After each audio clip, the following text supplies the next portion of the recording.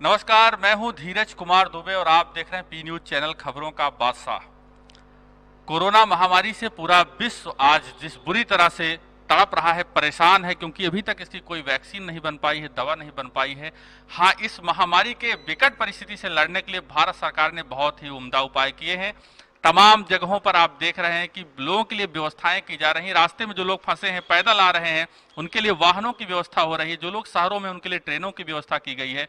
और जनप्रतिनिधि भी अपने लोकसभा क्षेत्र में, अपने विधानसभा क्षेत्र में बहुत ही बेहतरीन कार्य कर रहे हैं। और हम आपको अपने चैनल के माध्यम से तमाम विधायकों का, सांसदों का लगातार दिखा रहे हैं कि वो किस तरह से लॉकडाउन में रह करके सोशल डिस्टेंसिंग का पालन करते हुए, लॉकडाउन के नियमों का पालन करते हुए अपने क्षेत्रों में किस तरह से कार्य कर रहे हैं कि लोग इस महामारी से जूझ रहे हैं, उनके लिए कुछ राहत की बात की जाए, राहत का काम किया जाए।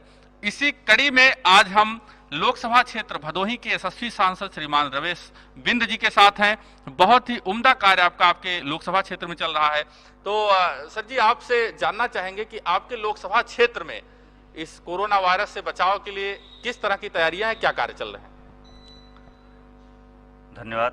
आज ये पूरा विश्व कोरोना वायरस से जूझ रहा है और जैसा कि आज भारत देश का प्रदेश उत्तर प्रदेश में हम सब भदोही लोकसभा है और यहाँ पे भदोही लोकसभा में ज़्यादा दिक्कतें जो आई हैं, यहाँ के मजदूर बाहर रहते हैं, जैसा कि गोवा, महाराष्ट्र, सूरत, कोलकाता, अन्य स्टेट में मजदूरी करके अपना जीवन यापन करते हैं।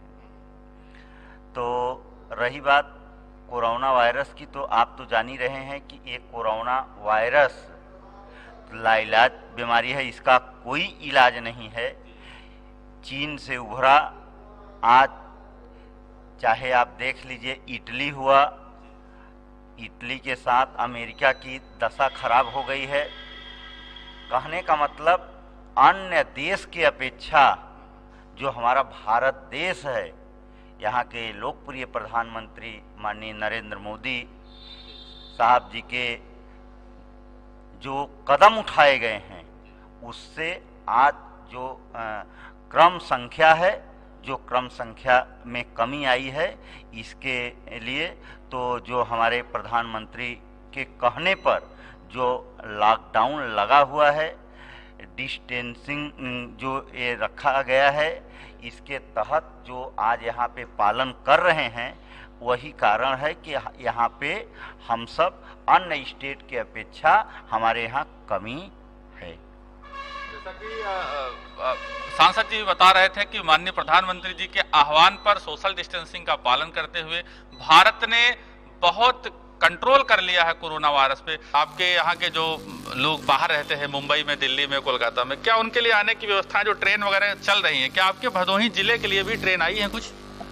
अभी आज 2 ट्रेनें महाराष्ट्र से आई हैं और ट्रेनें, दर्जनों ट्रेनें हमारे भदोही के लिए आई हैं और लगभग 50,000 के ऊपर लोगों को लाने का काम किया हूँ।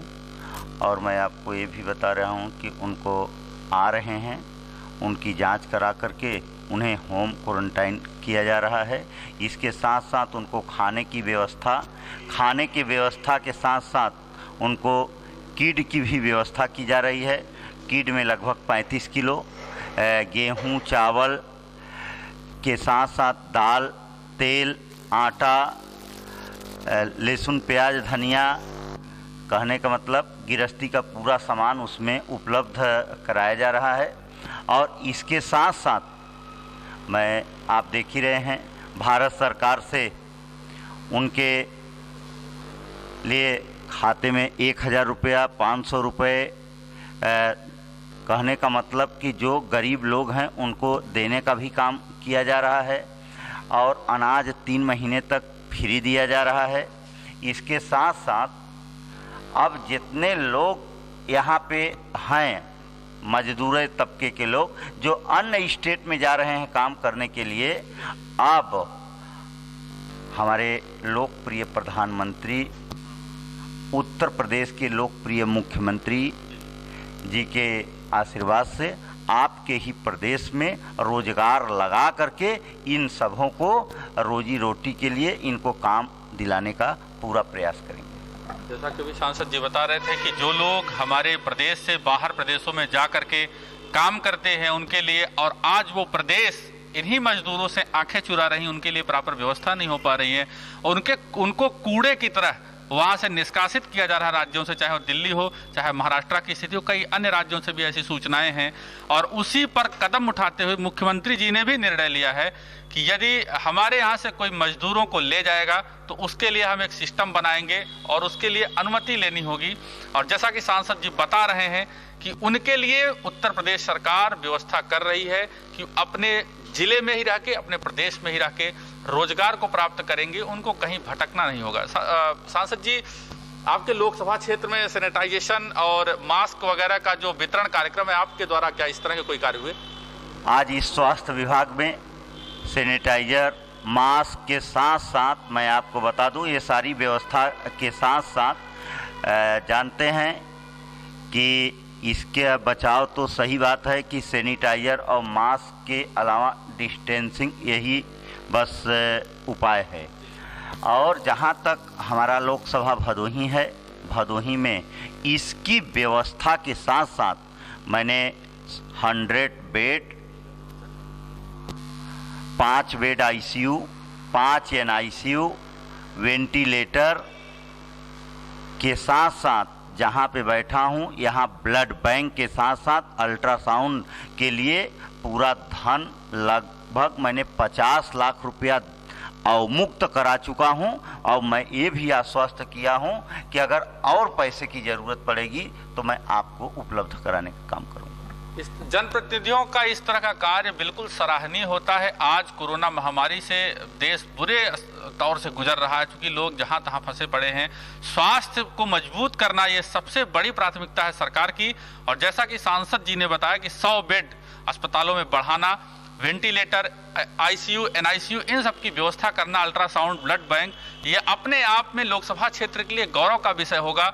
और ये बहुत बड़े स्तर पे, बहुत बड़े पैमाने पर ही कहा जाएगा, क्योंकि 100 बेड बढ़ने का मतलब है 100 मरीजों को आराम मिलना और वहां से उनके उपचार की प्रॉपर व्यवस्थाएं हो पाएंगी।